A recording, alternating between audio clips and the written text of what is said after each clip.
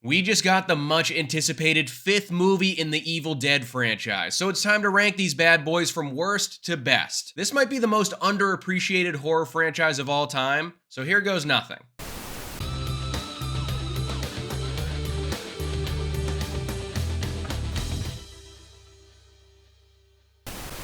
What's up, guys? I'm Sully, and today I'm pumped because we get to talk about the Evil Dead films. This is one of my favorite horror movie franchises of all time. Let me know in the comment section below, what is your personal rankings of these 5 films? And I just want to say this before I start. I really enjoy all of these movies, but if I'm doing a ranking video here, obviously one of them has to go in last place. I definitely have my preferences on what is the best one, what is the worst one, but I don't think there has been a bad Evil Dead movie. But without further ado, let's get into the bottom of my list, starting with Army of Darkness. Now, let me begin this by saying that for some reason, out of all the entries in the franchise, this is the one that I have just revisited the least amount of times. I feel like if I was alive and a teenager when this one came out originally, I probably would have rewatched it a ton, but obviously that just didn't happen. Out of all the Evil Dead related movies, this one feels the most out of place, and clearly they knew that from the beginning, which is why it's not called Evil Dead Army of Darkness, it's just called Army of Darkness. But what really makes this one stand out is that at its core, it's basically a fantasy adventure more than anything else.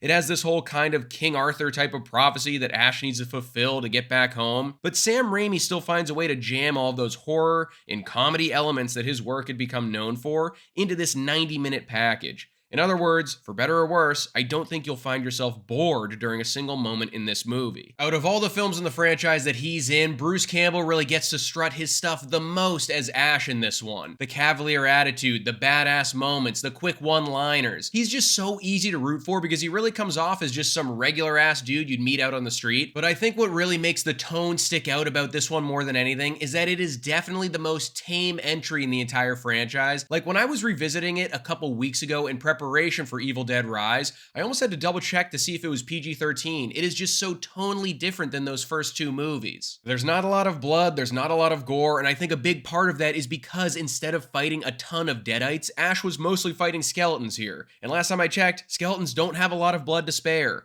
Army of Darkness is basically someone asking, what would happen if we took the Evil Dead and made it into a fantasy action movie? And even though I always have a great time with it, unfortunately, one of these movies had to be in last place. Next up, we have The Evil Dead, the movie that started it all for this franchise. I enjoy this one a lot, but I think it's best looked at as a phase 1 of this series, like a building block for what's to come later on down the road, because I mean, it is. Now, I do think there is some stuff in here that looks pretty dated when you're watching this movie, decades after it came out. It's obviously very low budget, some of that adds to its charm and some of that detracts from it. But one thing that time can't change is just how consistent and unique Sam Raimi is behind the camera. There's something about the way he frames shots and moves the camera through a scene that comes off as very weird and unsettling. He lingers where most people wouldn't. He does some bizarre angles. And there are so many scenes in here that have become iconic, honestly. Any creature trying to burst their way through a cellar door, or whenever plants come to life, you're gonna instantly think of this movie. Obviously, this is the first film in the franchise, so this is the first time we're seeing Bruce Campbell play Ash Williams, and he kind of plays it straight in this movie, which makes total sense because what he endures throughout the course of this story is setting the scene for him to become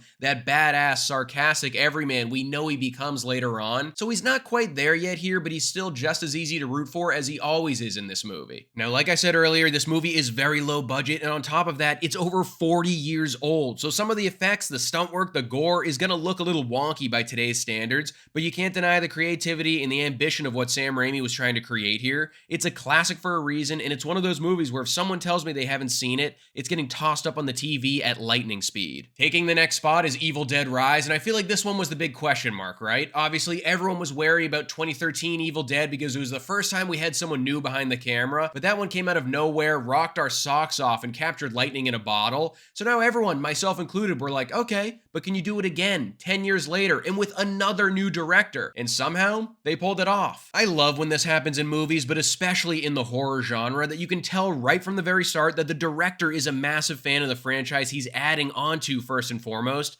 Lee Cronin proved to me numerous times in this movie that he must have burned his way through multiple VHS tapes of The Evil Dead as a kid, because he found a way to honor all of those classic trademarks while also finding a way to put his own creative spin on stuff. This movie, moving the franchise from a cabin in the woods to a city apartment building, spices it up the same way that Scream 6 did by moving from Woodsboro to New York City. It somehow adds a whole layer of isolation to it, which I know kind of sounds ass backwards because a city is brimming with activity and full of people. But when you realize they're stuck in this apartment that has like 5 rooms total, I mean, where the hell are you gonna hide when evil itself is hunting your ass down? The first apartment I ever lived in was so damn small, the kitchen, the living room, the dining room were all the same thing. Try running away from a demon in that, you'd be zombie food. The performances in here were solid from front to back. Alyssa Sutherland does a really nice job as our main deadite here. I don't think I'd seen her in anything else previously before seeing this movie, but watching her transform from being a loving mother in one scene to a demon freak show the next, I mean, it was just so much fun to watch. And then you have Lily Sullivan, who is more than up to the task to try and fight off whatever the hell this thing is that her sister just turned into. But the icing on the cake here is that I liked all the actors who played the children in this movie. If you're a big horror fan, you know the kids can make or break the experience, so the fact that they got that part down was already half the battle. One of the coolest things about this movie, other than the fact that it might be the most violent of the entire bunch, is that it proves that this franchise can work in a different setting and still be super effective.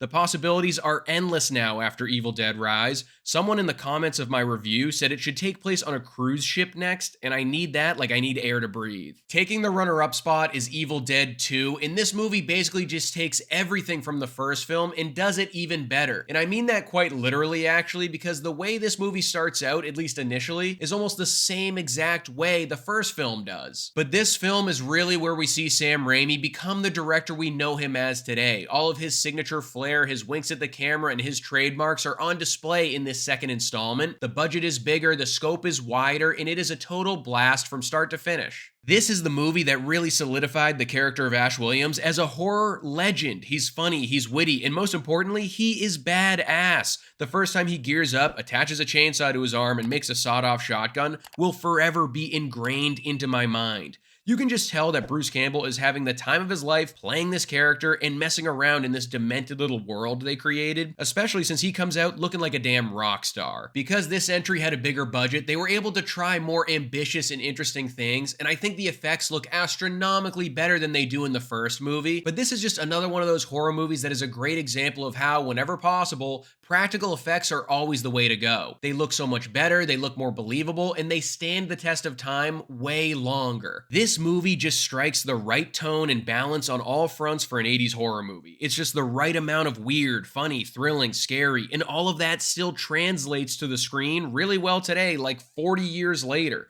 I always have a blast with this one, and I love revisiting it. I'm praying that sometime soon we'll get another one of these movies helmed by Sam Raimi himself to see where he would go with the franchise he created so many years later. Hail to the king, baby. Taking the top spot is Evil Dead 2013. So this is a movie that a lot of people were worried about, and rightfully so. I mean, we were 20 years removed from the last film in the series, and it was going to have a new director this time around. I mean, how are you going to make The Evil Dead without the sicko that is Sam Raimi? And on top of that, I mean, we had seen so many hollow cash grab remakes of horror franchises over recent years. Why were we going to believe that this was going to be anything different than that? Boy, were we wrong, though. This film is an absolute buzzsaw of a horror movie. It throws out all of the campy and comedic elements that Sam Raimi made the franchise known for back in the 80s and offered up one of the most bloody, scary, and disgusting experiences of the 2010s. I feel like if you took someone that had never seen an Evil Dead movie before, showed them the 2013 movie, and then made them go back and watch the original films from the 80s,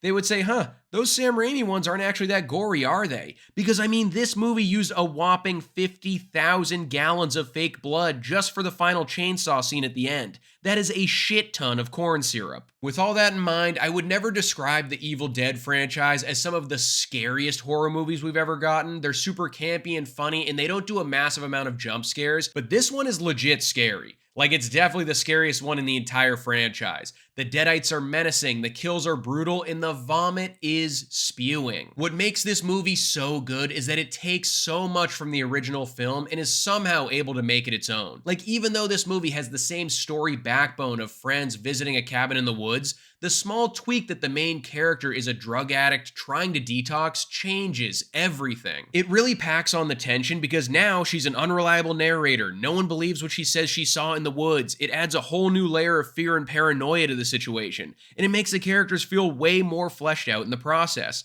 Fede Alvarez, you beautiful bastard. And to cap this whole thing off, this film has one of the most disturbing opening sequences, one of the most memorable final girls, and one of the most brutal final showdowns I have ever seen in a horror movie in my entire life. To put it plainly, this is one of the most groovy horror remakes ever made. So there you have it, my ranking of the 5 Evil Dead movies. I feel like everybody has a different order for this franchise, so make sure you drop your personal rankings in the comments below. And if you're not done talking all things Evil Dead, I'll pin my review to the new movie in the end credits. Don't forget to subscribe to the channel if you haven't already, and I'll see you guys at the next one.